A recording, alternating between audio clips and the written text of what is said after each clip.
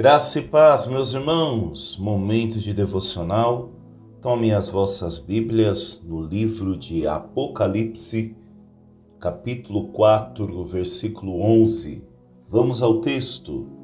Tu és digno, Senhor e Deus nosso, de receber a glória, a honra e o poder, porque todas as coisas tu criastes. Sim, por causa da tua vontade, vieram a existir e foram criadas. Amados, hoje você já glorificou ao Senhor?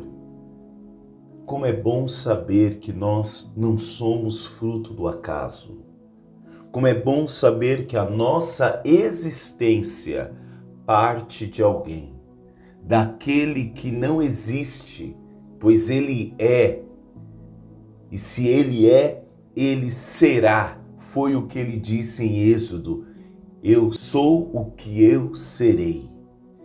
Como é bom saber, irmãos, que nós fomos criados, nós somos feituras do Senhor. Este versículo faz parte da visão celestial que o apóstolo João recebe do trono de Deus.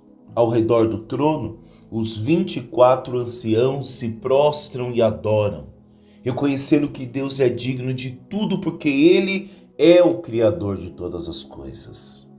Agora, nós precisamos dividir esse versículo em partes para que nós consigamos entender a lição principal deste texto. Pois a grande verdade de Apocalipse, capítulo 4, versículo 11, é que Deus é digno de toda a glória, simplesmente porque Ele é o Criador e o sustentador da vida. Certo que nós trabalhamos, é certo que nós lutamos, que nós nos esforçamos e precisamos. Essa existência a qual nós ocupamos nos pede essa devolutiva de trabalho, de empenho, mas não esqueça, quem sustenta a nossa vida é o Senhor. Isso significa que a nossa vida não é fruto do acaso. Eis aí um questionamento, desde a filosofia antiga até os dias de hoje. Qual a razão da vida? De onde viemos? Para onde iremos? Nós já pensamos diferente? Nós viemos do Senhor e voltaremos ao Senhor, pois nós não somos fruto do acaso. E é bonito saber que quando olhamos para o universo, nós somos poeira, nós somos pó, nós somos caco, somos como onda do mar, mas nós não somos fruto do acaso. Nós não somos o centro do universo, mas também não somos fruto do acaso. Nossa existência tem uma origem. Qual é a nossa origem? A vontade de Deus. Então nós trazemos em nós o DNA de Deus, as marcas do Senhor. E toda a criação existe para refletir a glória dele. Esse é o nosso objetivo como criação, refletir a glória do Senhor. Olhamos para a natureza, olhamos para a criação e tudo glorifica o Senhor, porque tudo traz os traços do Senhor, o belo do Senhor. Antes mesmo de pedir algo a Deus, o céu nos ensina algo muito importante, irmãos. A postura correta diante de Deus é adoração. Eu sei que muitas vezes a nossa oração é impulsionada pelo pedir, a nossa oração é impulsionada pela necessidade.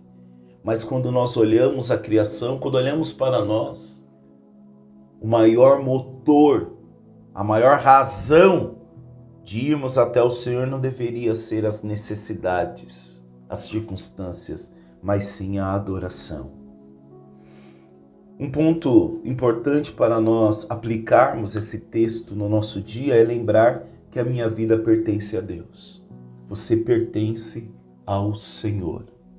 Se Deus criou todas as coisas, a minha vida, a sua vida, nossas vidas pertencem a Ele.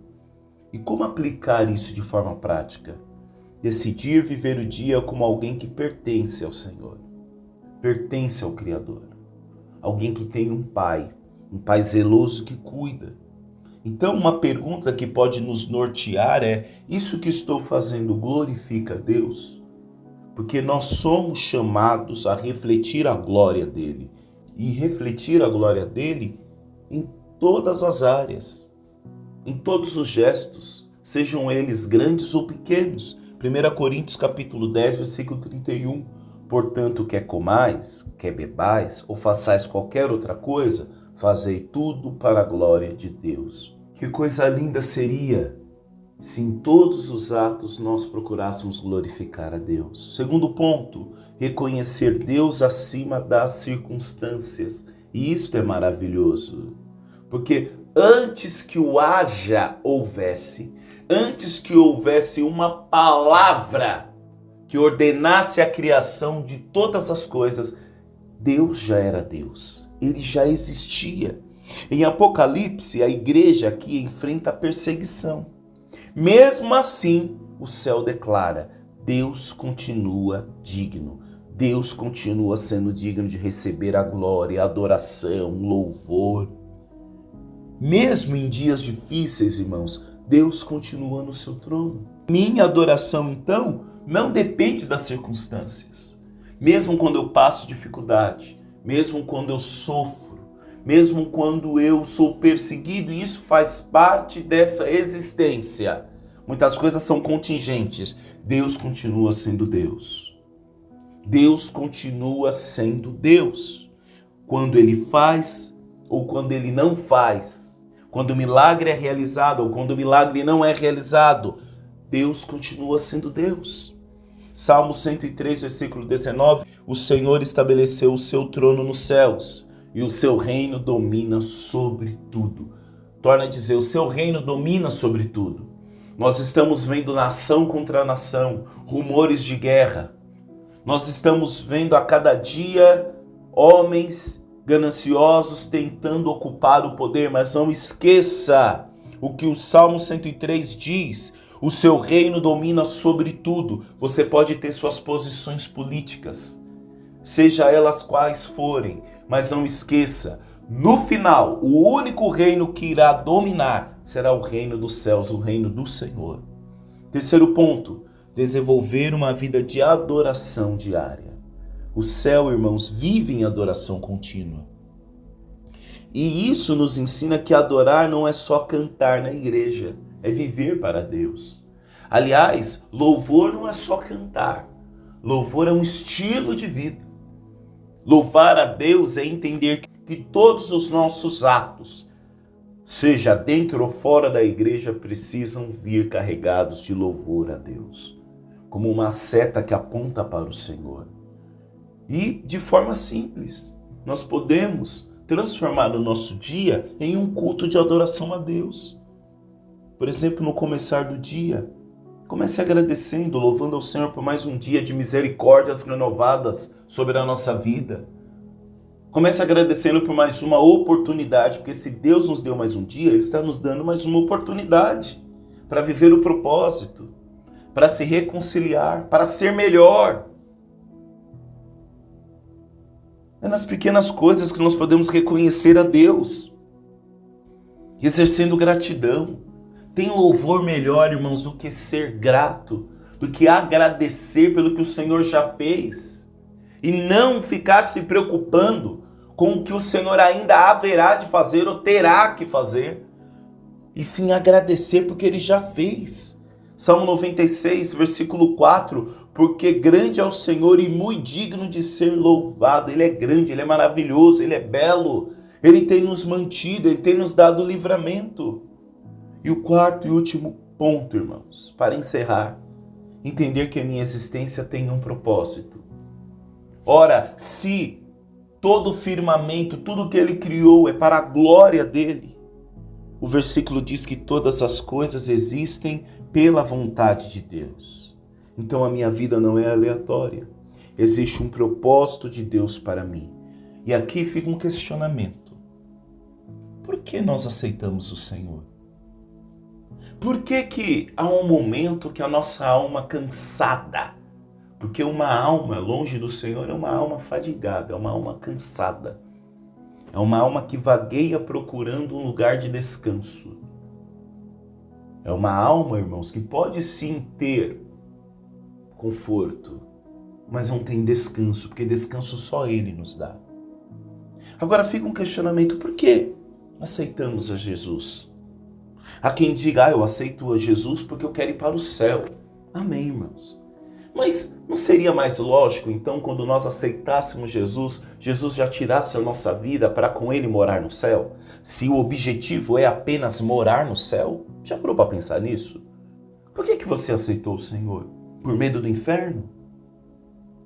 Irmãos, se nós aceitamos o Senhor, é para refletir a glória dele. É para entendermos quem nós somos nele. É entender que agora nós temos uma nova vida. E nós temos uma missão. Uma missão que não para só no desejo de ir para o céu, mas o desejo de revelar a glória dele onde nós estivermos. Colossenses capítulo 1, versículo 16. Pois nele foram criadas todas as coisas. Tudo foi criado por meio dele e para ele. Então nós somos dele. Para ele nós existimos e por meio dele podemos fazer muitas coisas. Então que o Senhor primeiramente, irmãos, revele a mim, revele a você o propósito que ele tem para as nossas vidas.